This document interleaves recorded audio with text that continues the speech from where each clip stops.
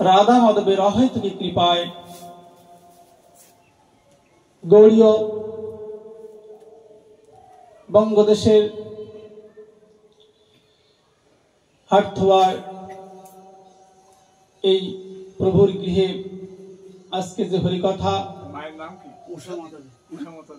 উষা মাতাজির গৃহে আজকে যে হরিকথা, সেই হরিকথার প্রারম্ভেই আমি আমার আসমদীয় গুরুদেব নিত্যলীলায় প্রবিষ্টন বিষ্ণুপাদ 108 শতশ্রী শ্রী শ্যামমোহন দাস বাবাজি ভক্তিবাবা ঠাকুরের আতুর চরণের অনন্ত দণ্ডবাদ প্রণতি।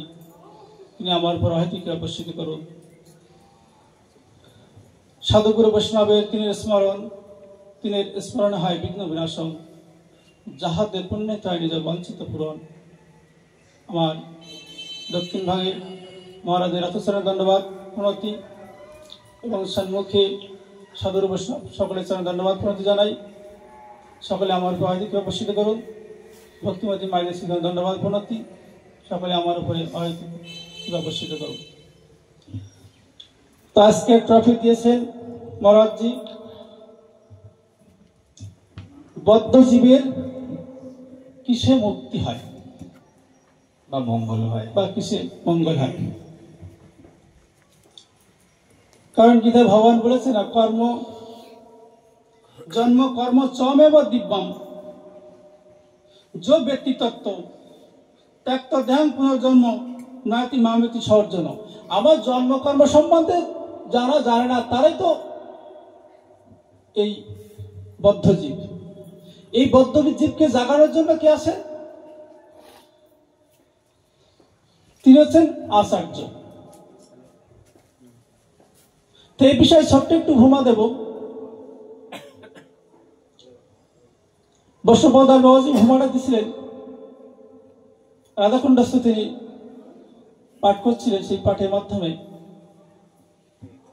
যে সাধুগুরু গৃহে এলে কি হয়, সাধুগুরুর উপদেশে কি হয়। মহারাজ এসেছেন গৃহে,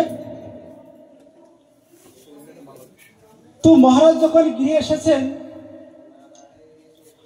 যে গৃহে এসেছেন সেই গৃহে সকলেই মহারাজের পাদ্দর গাদি দিয়ে সেবাদি করলেন।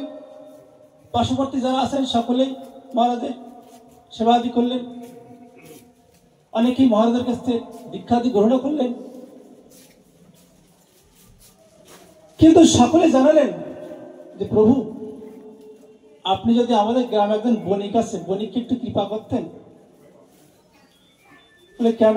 বলে উনি তো ধনী ব্যক্তি, অনুষ্ঠান আদি করলে কিছু অর্থের প্রয়োজন হয়, ওনার কাছে চাইলে উনি দেয় না। তা যদি ধর্মপথে এসে কিছু দেয়,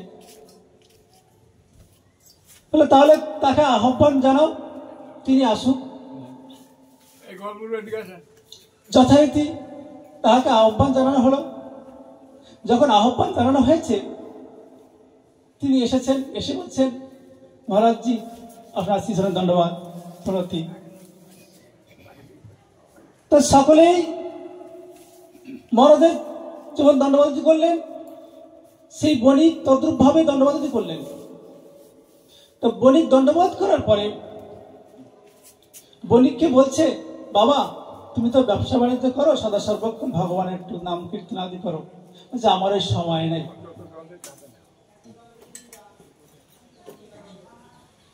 আমার এই সময় নাই, কারণ আমি ব্যবসায়ী মানুষ, তো আমার পক্ষে সম্ভবপর নয়। তো একটু হরিনামাদি করো, অনুষ্ঠানাদি করো, এত সব বিষয় সম্পত্তি কিসে লাগবে, যা ভগবানের যদি উদ্দেশ্যে কিছু ব্যয় না করো। বলে ওই ব্যয়ের মধ্যে আমি নাই, ব্যবসায়ী মানুষ, আমি ব্যয় করতে পারবো না। ব্যয় ভিন্ন, আয় আছে কি তাই বলেন। ব্যবসায়ী মানুষ তো আমি পারবো না। তুমি বাবা তোমার আমি একটা কাজ দেবো, তুমি সেই কাজটা করতে পারবে? বলে যদি ব্যয় হয় পারবো না, যদি আয় হয় পারবো। তাহলে একটা কাজ করো, ব্যয়ও হবে না আর আয়ও হবে না। বলে কি কাজ? তোমার বাড়ির পাশে কি আছে? বাড়ির পাশে একবার কুমোর আছে। বলে তোমার প্রত্যেক দিনের কাজ হচ্ছে ওই কুমোরকে দর্শন করে তুমি জল গ্রহণ করবে। ভগবানের সেবা কিছু করার দরকার নেই, এটা করতে পারবে? বলে হ্যাঁ পারবো। কারণ ভগবানের সেবা করতে গেলে আরে মোটা একটা নকুলদানা তো কিনতে হয়, ও পয়সা ব্যয় করতে পারবে না।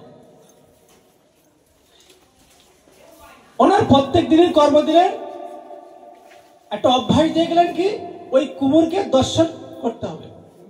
হ্যাঁ, কুমোর যারা মাটির পাল, একটা পাল যাদের বলা হয়, মাটির দ্রব্যাদি তৈরি করে। তো উনি এবার গিয়ে এসে ওই কুমোরকে খবর দিয়েছে, দেবতা শোন, প্রত্যেক দিন তুই আমার বাড়ি সকালবেলা উঠে পরে আসবে, আর আমার বাড়ির মূলটা কলাটা যা আছে মাঝে মাঝে তুলে দেবো, তুই নিয়ে যাবে। বলে কেন? বলে দরকার আছে, প্রত্যেকদিন আসবে। এখন গরিব মানুষ তো ওই মূলটা কলাটা পার নেবে, প্রত্যেকদিন আসে, আর উনি ঘুমেতে উঠে আগে ওনাকে দর্শন করে। দর্শন করার পরে এবার উনি চলে যায়। এভাবেই বেশ 1 বছর হয়ে গেছে। অভ্যাস এমনটা যে 1 বছর হয়ে গেছে, ওনাকে না দেখে উনি জল স্পর্শ করতে পারে না, গ্রহণ করতে পারে না। কুমোরের হঠাৎ করে এমন একটা জিনিসের অর্ডার হয়েছে যে তার ভালো উত্তম মাটির দরকার। সেই মাটির জন্য কি গেলেন? তিনি পাহাড়ে গেলেন, নিকটস্থ পাহাড় আছে, পাহাড়ে গেলে সেই মাটি সংগ্রহ করতে গেলেন।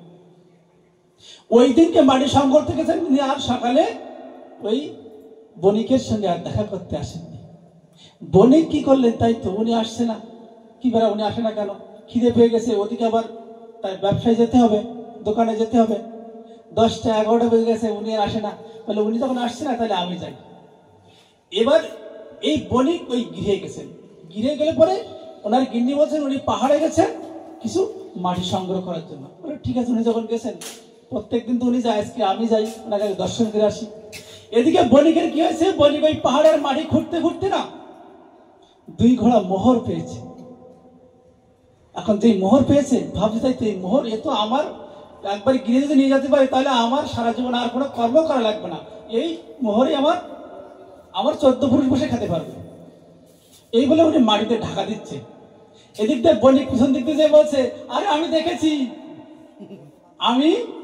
দেখেছি, তুমি আমাকে দেখানা দিলে কি হবে, আমি দেখেছি। উনি ভাবছে আরে সর্বনাশ, আমি মোড়ে কাউরে ভাগ দেবো না, উনি দেখতে পেয়েছে। তাড়াতাড়ি করে কি করেছে, কুমোর এসে ওই বণিকের চরণে পড়ে বলছেন আপনি কাউকে বলবেন না, এই বললে পরে রাজায় নিয়ে যাবে, আপনার 1 ঘোড়া আমার 1 ঘোড়া। তুই কি ঘোড়া আবার ভাগ, কিসের ভাগ? উনি তো দেখেননি, উনি তো ওনাকে দর্শন করেছেন। আর বণিক ভাবছে কি যে আমার যে গুপ্তধন উনি দেখেছে।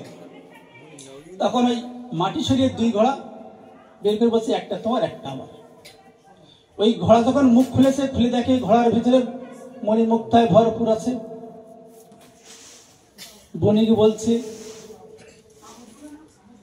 গুরুদেব, আমি বড় ভুল করেছি জীবনে। তুমি আমাকে একটা অভ্যাস দিয়ে গেছিলে কুমোরের দর্শন করার জন্য। 1 বছর ধরে কুমোরের দর্শন করার পরে আমি যে মোহর পেয়েছি, এই মোহরে হয়তো আমি 7 জন্ম বসে খেতে পারবো না, জানি এর চাইতে কোনো আরো দামি সম্পদ তোমার কাছে ছিল। যদি তুমি সেই অভ্যাস আমাকে দিতে, যদি কোনো সাধু গুরু বৈষ্ণবের দর্শনের অভ্যাস আমাকে দিতে, তাহলে সেই সাধু গুরু বৈষ্ণবের চরণ দর্শন করে হয়তো আমার জীবন আজ ধন্য হয়ে যেত। আমি এমন আর অনেক অনেক ঘোড়া পেয়ে যেতাম, যে ঘোড়া আমার এই জীবনে নয়, অনন্ত কোটি জীবনে সাধন ভজন করে হয়তো আমি লাভ করতে পারতাম না। মহারাজ বললেন বদ্ধজীবের মুক্তি কিসে হয়? সাধুগুরু বৈষ্ণবের দর্শনে মুক্তি হয়। হরিনাম বহু অর্থ 2 মুখ্যতম, সর্ব অমঙ্গলারে প্রেম দিয়ে হরে মন। সাধুগুরু বৈষ্ণব এই উপদেশটা দিয়ে থাকে যে হরিনাম করো, হরিনাম করো, হরিনাম করো। মহারাজ প্রথমে বললেন হরে নাম, হরে নাম, হরে নামই বাকি বললাম কালো নাস এবো। এখানে এবো শব্দের সঙ্গে মহাপ্রভু যখন ব্যাকরণ ওখানে টিকাকরণ করলেন, তখন এবর সঙ্গে অব্যয়ের ক্রিয়াপদ যোগ করে দিলেন, যাতে এটা দৃঢ়ভাবে প্রতিষ্ঠিত হয়। অবশ্যই হবে হবে হবে। জয় শ্যাম। তো আজকের মতো আমার হরিকথা এখানে বিশ্রাম রাখি, আমার সময় উত্তীর্ণ হয়ে গেছে। চা খাবো, বসে শ্রী রাধে শ্রী রাধে।